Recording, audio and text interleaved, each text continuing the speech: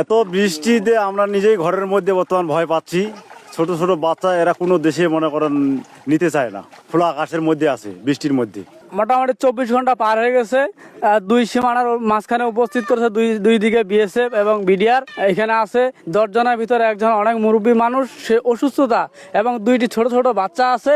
এমনও বৃষ্টিপাত এবং বজ্রপাত হইতেছে, আমরা ঘরে থাকতে পারি না। তারা দুই দেশের মাঝখানে, দুই বিজিবি এবং বিডিআর এর মাঝখানে পড়ে আছে।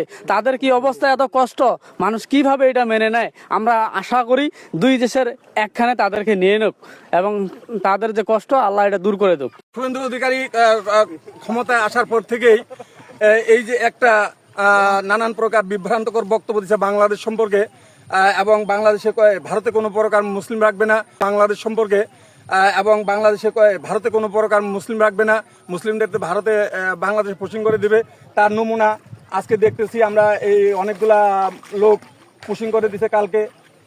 24 ঘন্টা থেকে আপনার বোর্ডারে পড়ে আছে লোকগুলো, খাবার নাই, পচা পানি খাচ্ছে।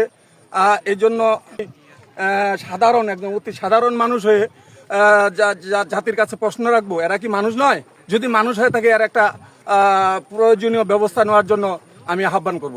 যে সমস্যাটা হয়েছে কালকে রাতে প্রচুর পরিমাণে বৃষ্টি হওয়ার কারণে আমাদের মনে হয় যে ক্ষেতের যে আবাদ এটাও তলিয়ে গেছে। তলিয়ে যাওয়ার পরে আমাদের যে গ্রামে যে আমরা মানুষ যারা বসবাস করতেছি, আমরা খুবই আতঙ্কিত। এবং আমাদের যে মনে হয় যে ছোট বাচ্চাগুলো আছে, এই বাচ্চাগুলো খুব আতঙ্কিত, তারা রাতে ঘুমাতে পারতেছে না। আমাদের যারা মা বোন আছে তারাও আতঙ্কিত, তারা রাতে কোনোভাবেই ঘুমাইতে পারতেছে না, সারা রাত জেগে জেগে থাকতেছে। তারা খুবই মনে হয় যে আপনার দুশ্চিন্তার মধ্যে আছে, কেউ এরকম এই চিন্তা করতে করতে অসুস্থ হয়ে গেছে এরকম।